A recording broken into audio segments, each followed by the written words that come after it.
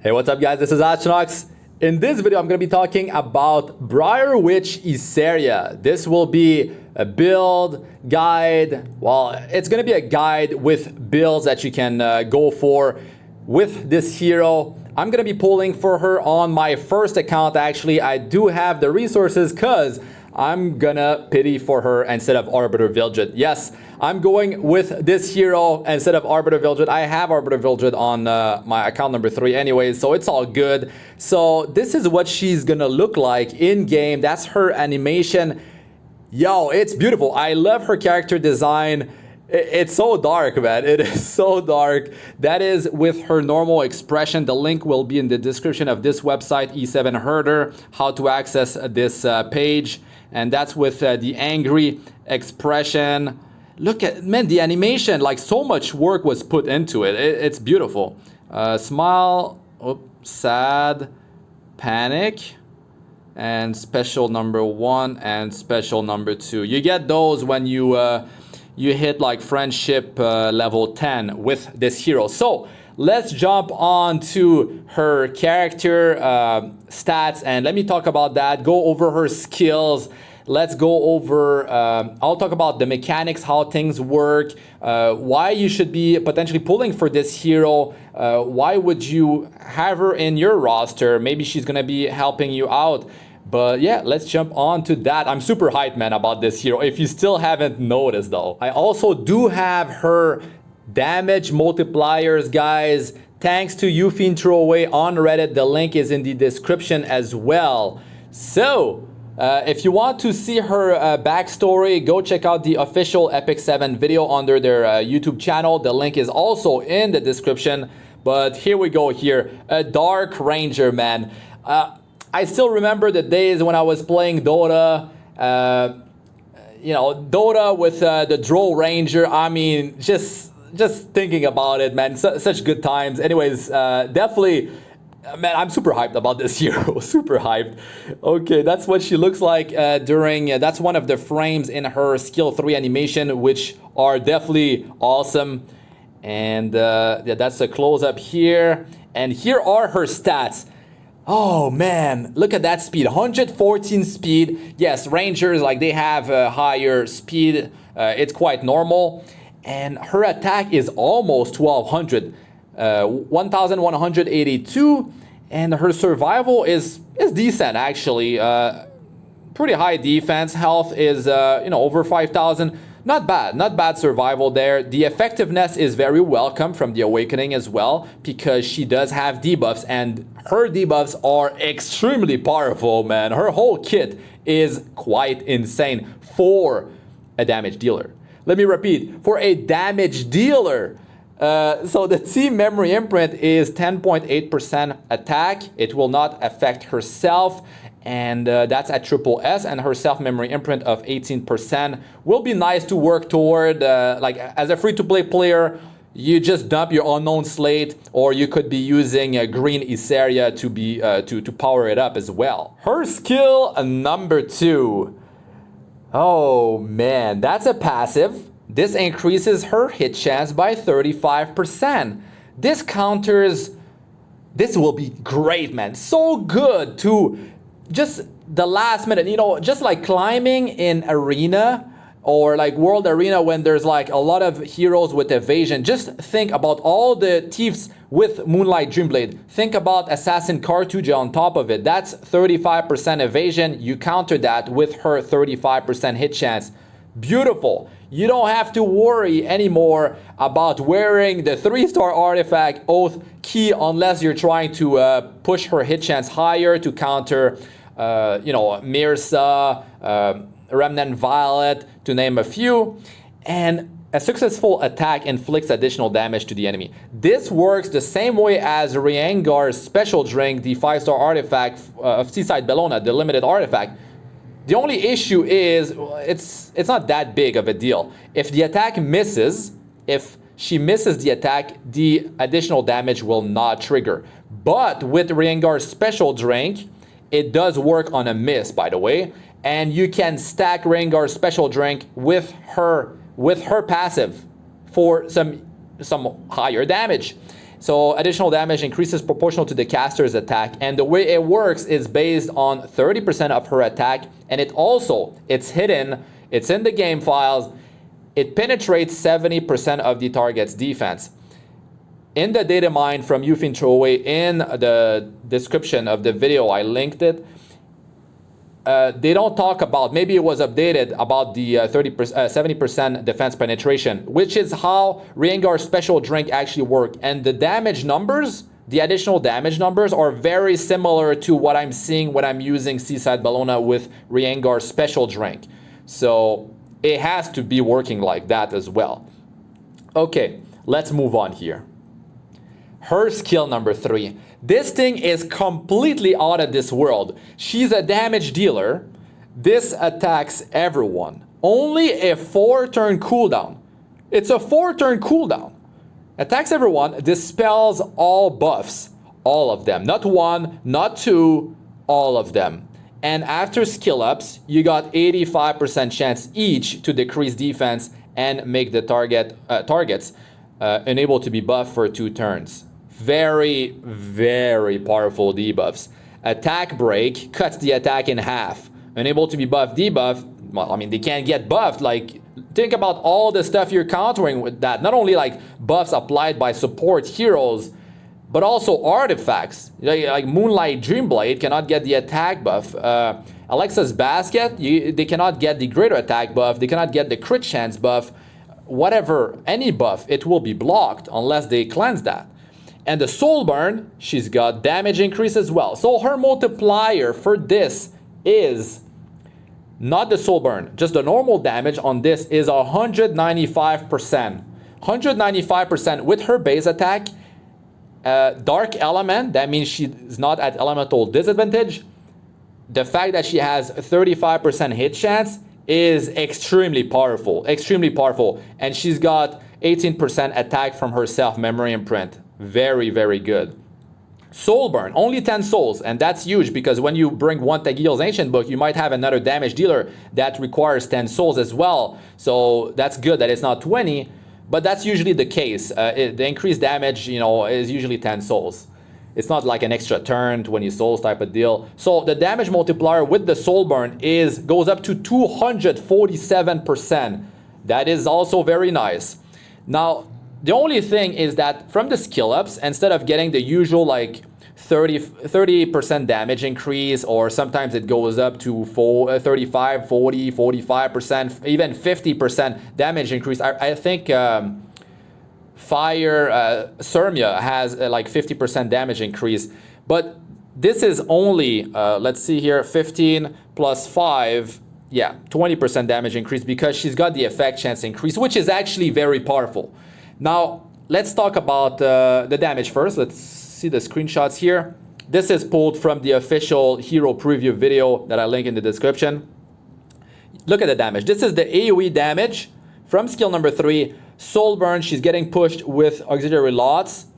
And just before the passive kicks in. The passive works for her skill 3, works for her skill 1, and does the additional damage if the attack doesn't miss. So you can see here after. Boom. Before, after. Of course, Fawn Cecilia is going to be taking more damage. She probably has Aureus, so damage sharing effect. But look at that. Like it's the way that I've been seeing. Same thing with Riengar's special drink that penetrates 70% of the target's defense. So very, very good. And skill number 1, you've got defense break. Are you kidding me? 75% chance to apply defense break for 1 turn. Such a powerful debuff. You've got attack break and defense break. That means this hero will not only be very powerful in PvP, but also in PvE content for forever, basically, unless you're trying to go with a mono team, an ice team for Wyvern, you're going for a fire team, for Golem, for Earth, for Banshee. Of course, like, you can still use her very effectively throughout, like, multiple areas of the game in Epic 7, be it PvP and PvE as well. Very good. And you can see here the damage, boom, and bada boom, like, that's the extra damage. Very nice, very nice. So the multiplier on her skill number 1, Fallen Flower, is 159%. A lot of times the multiplier on a skill 1 is about 187%, but this time it's 159%. Just think about her base attack that is high. Think about the fact that she's got that additional damage that kicks in from her passive, which is very powerful, because if you don't have defense break applied before she starts dealing damage, yeah, you've got that 70% penetrate defense from the passive. Very nice. It's only 30% attack, but let me tell you, it does a big difference. It does a big difference. Considering the fact that Rengar Special Drink will work on her, of course it doesn't work on that skill 1 because it's a single target attack, but on skill number 3, since it's an attack that hits everyone, an AoE attack, then it will work on skill 3. So yes, that's the damage here. So how do you build this hero? She's going to be available in the game starting on August the 6th. And how do you build her? Well, there's multiple ways to go about it. You could go full on damage. You could build her slow with a combat readiness booster or multiple combat readiness boosters. You could have your Judith go first. Personally, the way I'm going to be using her on account number 1 is Judith 3-star Fire Thief, boosting combat readiness of the team. My whole team has a lot of speed, and then my Sinful Angelica goes, so I get the attack buff and the speed buff. And then I can fight against teams that do have Revive, that have Arbiter Vildred. So she's probably going to be going 3rd or maybe even 4th. I was thinking maybe if I make her fast enough and she goes as the first damage dealer, it would be good because I would remove buff. So if there's any barrier, I would remove maybe defense buff. That would be very helpful. And then my Sid would be going as 4th, and he would clean up basically, and maybe I can make it happen without requiring the soul burn. So anyways, I'm going to be testing things out, but you could be pushing her with auxiliary lots. So 100% combat readiness increase, attack buff, Tagil's Ancient Book on aux slots, and then boom, you soul burn her skill number 3, and you're going to be dealing a ton of damage. And she could be your primary cleaver or your secondary cleaver. But I mean, the damage output she's going to be doing with her passive, I mean, the multiplier of skill 3 with the soul burn, 247%. Then the skill number 2, the passive, kicks in. Your attacks are not missing, and then 30% of her attack penetrates 70% of the target's defense, and then boom, you have Rengar Special Drink on her, another 30% attack in damage for the whole team, plus penetrate 70% of the target's defense. That is a huge nuke right there. That is a ton of damage. So the way I would build her, since I'm going to be using 1 combat readiness booster and I'm going to have a speed buff and stuff like that, I'm going to go with speed first. I'm going to be trying her out with speed set and hit set. I'm going to put my Seaside Bellona's gear that is quite godly on my first account on herself with Rengar Special Drink. And for the jewelry and the boots, I'm going to go for critical hit damage on the necklace. I'm going to go with attack percentage on the ring, and the boots I'm going with speed main stat. That's the way I'm going to be trying her out. If you have decent effectiveness, if you're using her on speed build, speed set plus hit set, I would prefer to have my Sid go first, because if I have, let's say, a Tagil's Ancient Book in my team and I can soulburn Sid and pop ML Ken, which is going to be problematic. This is a weakness of hers. If she's going and you hit ML Ken and you're critting, he's going to counterattack. And with her survival stats, if you're going pure damage, she's not going to be able to survive the counterattack, unfortunately. So keep that in mind. Now think about the Elbrus Ritual Sword or swords, and think about counter sets. Think about giving focus to Seaside Bellona. All this stuff is going to work against her in terms of, hurting her more. But if you're dispelling their buffs and they're like powered up with maybe you're attacking later, they already went, they buffed or whatever. Maybe they have the anti-crit buff, the crit chance buff from the inn. Maybe they already went and whatever. They already have some buffs going, defense buff. Well, you can remove these buffs and you can apply attack break and enable to be buff, debuff. That means you are heavily reducing their damage output, so she could definitely survive. If you're putting let's say you're pairing her with a Fallen Cecilia, you have Barrier, you have Skill Nullifier, you have Aureus damage sharing, maybe you have Adamant Shield in the team, you could have her protected by Troublemaker Crozet, maybe you have Ethan in the group, something like that to lower the amount of damage she's going to be taking. And you can also build her differently. You could build her like a bruiser, like Seaside Bellona. Of course, you're gonna need some damage sharing effect because Seaside Bellona has that part of her passive. But you could build her with maybe 15,000 health, and then you could stack a bunch of attack on her and build her maybe on the slower side. But still, if you go with something like attack percentage neck, on the ring you go effectiveness, and on the boost you go speed or even like attack percentage. That's one way to build her. High attack with the dispelling and landing the debuff is going to be greatly enhanced because you have effectiveness. So she's not going to be tanky if you go that route, but it's going to boost the damage of her passive and boost the damage of the Rengar special drink as well. So that's one way to build her as well. In terms of sets, I would say that speed is always good for pure value. You could also go with so speed and hit, speed and immunity. Immunity, of course, could be very good unless Charles is using skill 1 and 2 skill 2, and then he dispels your buffs. But still, you could go that route. Another build that you could go for would be if you make her more tanky. So one of the items on the right side would be health percentage. So you could go necklace or boots would be let's say attack percentage. The other one would be health percentage. The ring would be effectiveness. Or you could go pure damage, not to worry about dispelling and landing debuffs, and having some survival and scaling the damage of her passive and Rengar special drink. So you could go attack percentage and 2 attack percentage and 1 health percentage on the right side. Or you could even push it further for more survival, 1 attack percentage and 2 health percentage, and that would boost her survival, and she would still deal some pretty respectable damage. You'd be surprised by how much damage her passive plus Rengar special drink would do, because I've seen Seaside Bellonas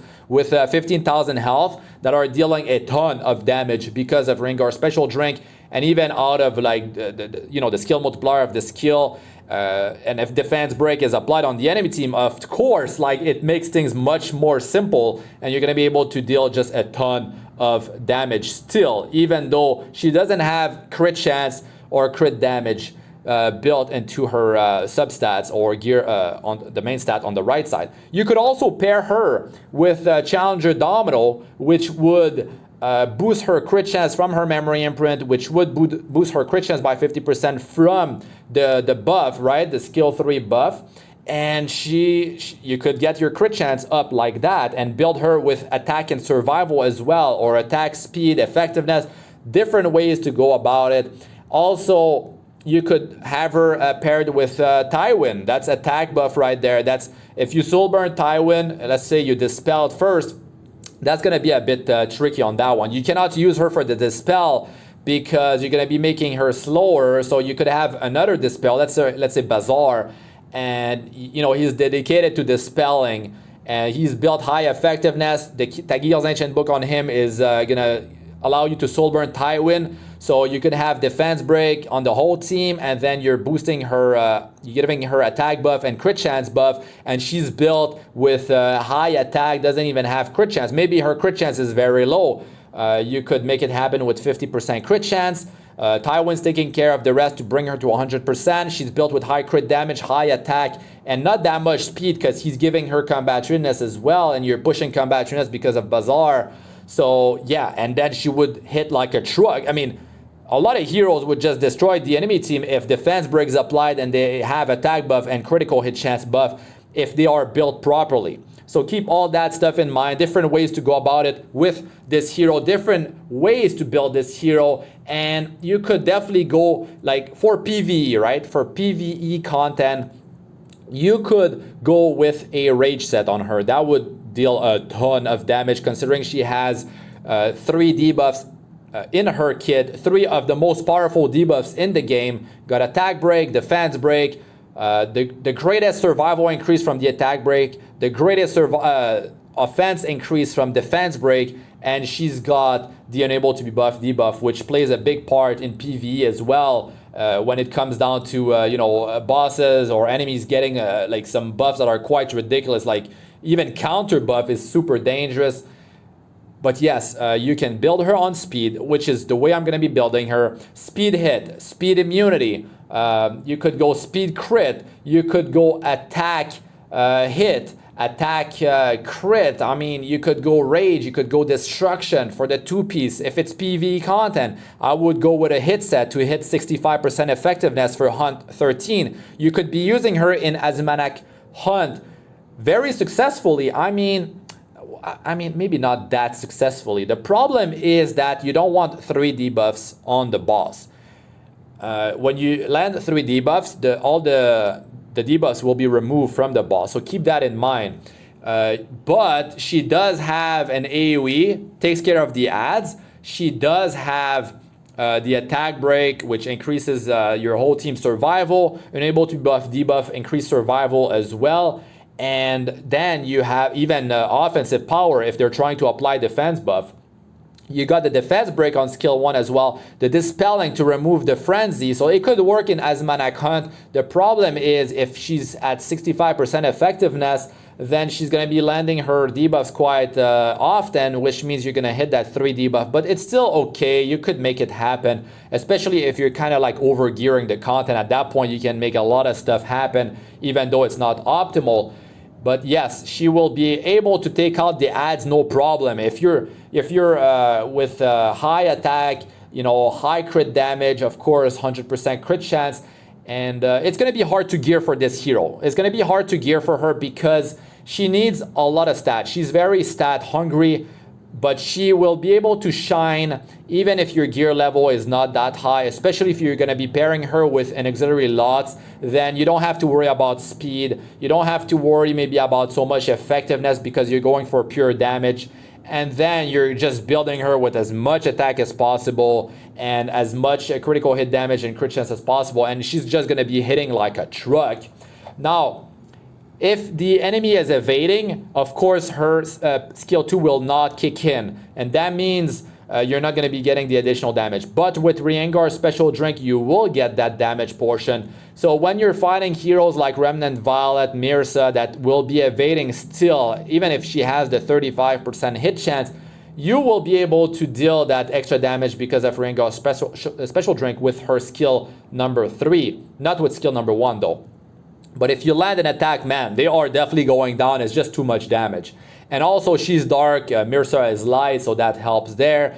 And I definitely can't wait to try her out, man. It's going to be quite ridiculous. You can have her on a destruction set as well, but keep in mind that her skill number 2, the extra damage, cannot be crit, cannot land as a critical hit. So if you want to scale that damage as high as possible with Riengar's special drink, then pump her attack higher than you would pump her critical hit damage. Especially if you're on Riengar's special drink and you feel like the enemy is going to be evading, then having more attack is going to be more successful than more crit damage, of course, because you're not critting, so the crit damage multiplier doesn't kick in, but your attack plus the extra damage of the passive plus Riengar will kick in. But if it evades, if it's a miss, her passive will not trigger. Keep that in mind. The miss portion will work, but not the extra damage portion.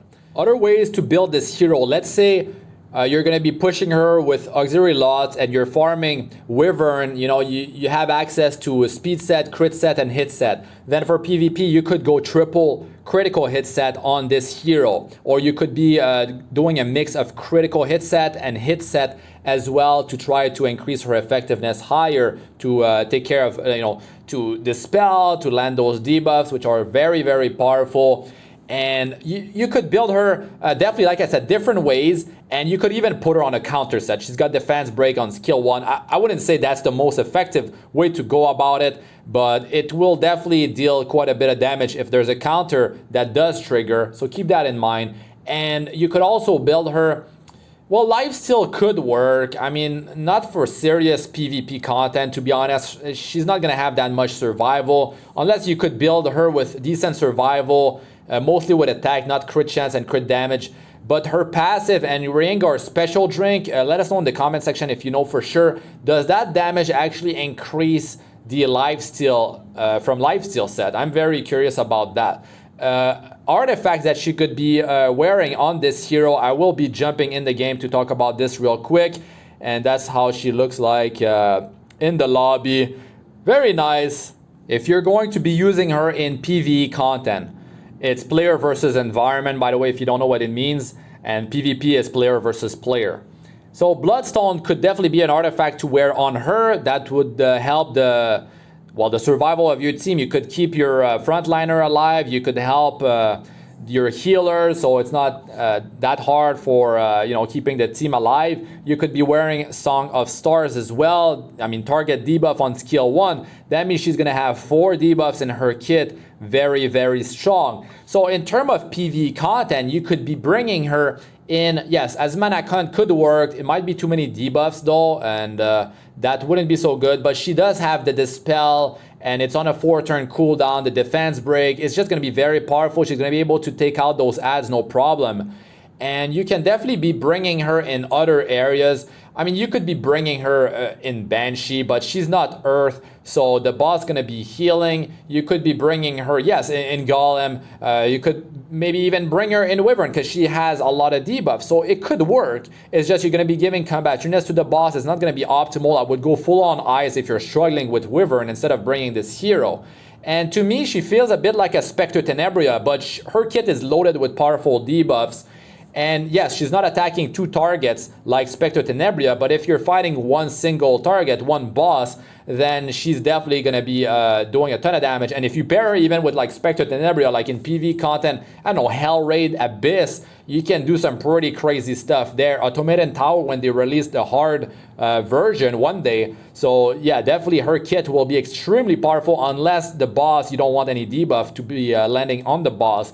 So other artifact that you could be using on this hero, Sword of Judgment. Could you imagine you're using her skill number 1, because that's a basic skill, and then the target survives and you use it, and there's the extra damage being applied as well. And then the skill 1, you attack again, and the passive kicks in again, which is completely ridiculous. Like in terms of like potential burst damage, yes, this Sword of Judgment will be quite amazing. But remember, if the target has a lot of health, like 100,000, around 100,000 or even higher, of course, you go Daydream Joker, 3-star artifact, guys. You have to do it because it deals damage based on the target's max health. You scale your speed as high as possible. You get 100% crit chance, and you get as much critical hit damage as possible. It will scale the damage based on the target's max health portion, and it will work with defense break, which is in her kit as well. So keep that in mind, very important. Riengar Special Drink says when attacking all enemies, has a 100% chance when it's maxed out to inflict additional damage after attacking. Additional damage dealt increases proportional to the caster's attack. It doesn't say that the attack needs to land like her passive, so the extra damage will not happen on her passive if she does miss. But I mean, the chance is lowered because of her passive 35% hit chance increase. So keep that in mind.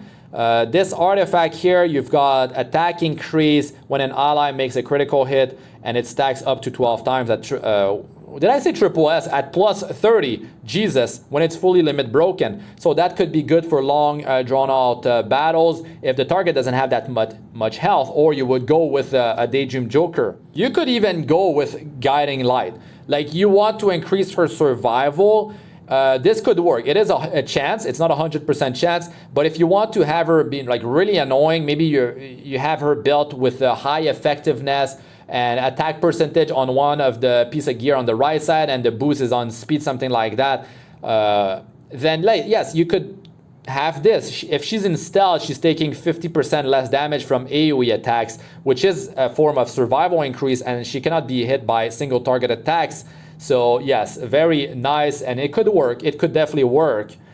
This artifact actually increases her the chance. Well, I mean, it's defense break with a single attack, so you could use that as a secondary way to have another chance to apply defense break with her skill number 1. But this is a limited artifact, and it will not work on counter dual attack or extra attack. I would say that Infinity Basket 4-star artifact is not something you should be wearing on her because she's probably going to be the main damage dealer. So I would be wearing that on a different ranger that doesn't have as much damage output as herself.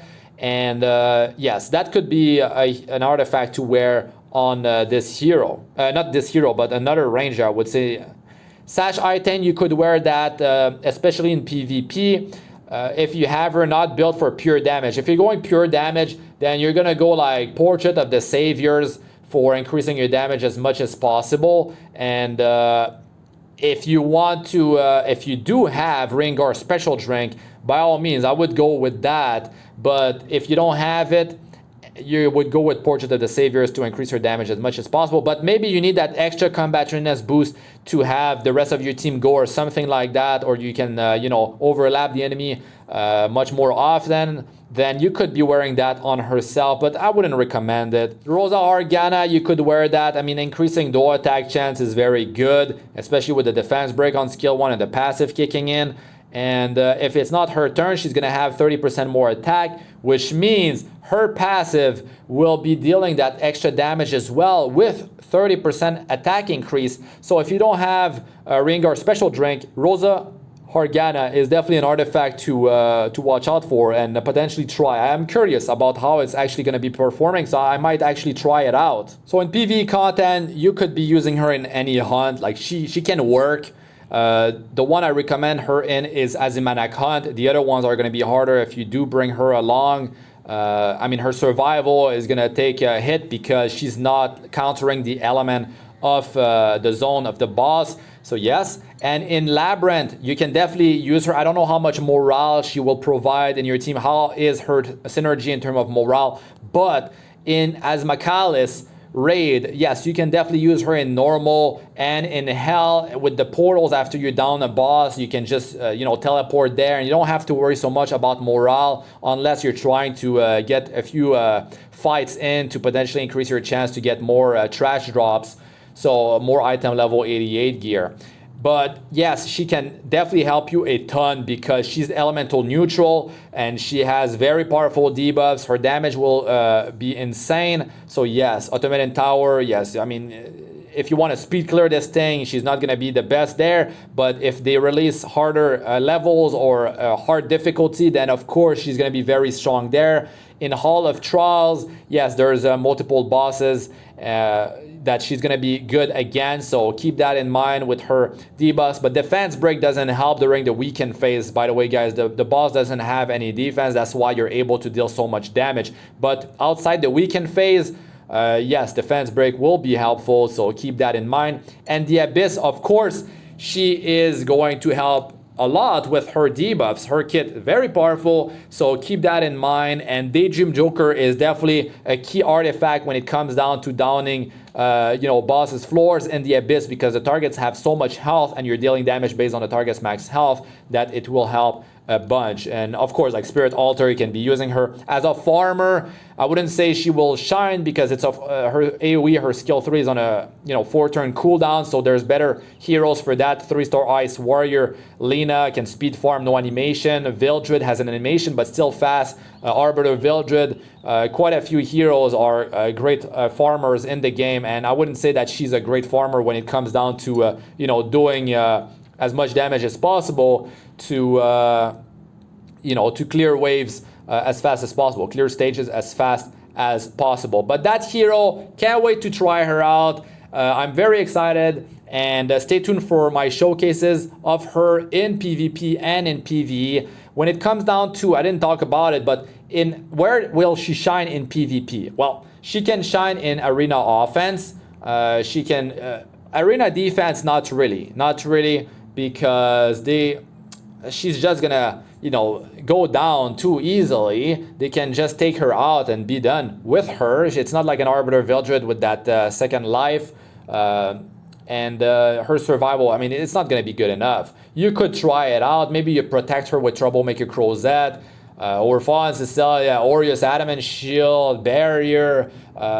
You build her with, attack percentage, health percentage, not even effectiveness, so you could make her viable there. But she doesn't have the constant damage of skill 2 of Seaside Bellona with Riengar Special Drink, so she's not going to be as effective there.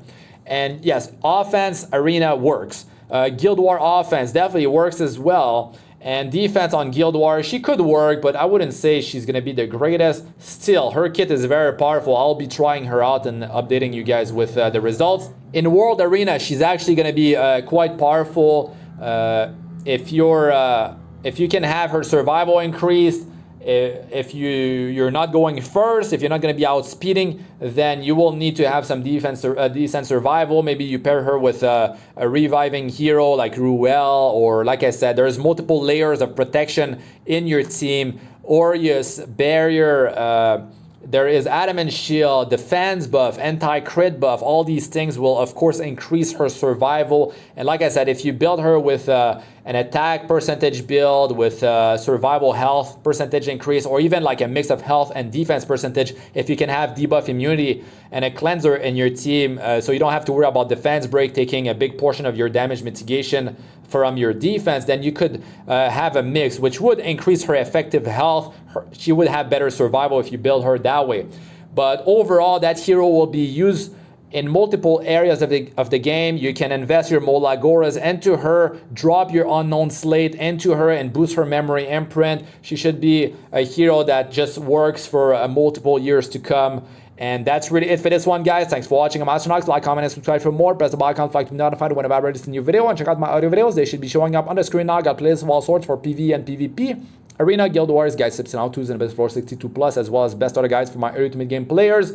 Join my Discord server, almost 2,000 members if you need help. And check my second YouTube channel for Epic 7. It's for gameplay videos. All my extra gameplay videos go on that channel because it's just too much for the main channel. And yes, I will not edit those videos, which is good because picking phase, my thinking behind like team composition for Guild Wars, Arena, and all that. But yeah, stay tuned for the showcases of Briar Witch Iseria. ML Iseria, are you hyped about her? Let us know in the comment section. How are you going to build this hero? Let us know. And yeah, definitely hit that like button and leave me a comment. No matter what it is, it will help me in getting better ranking. So yes, if you appreciate my work, definitely leave me a like and a comment. So that's really it for this one. I'm Astranox. Peace out for now and good luck.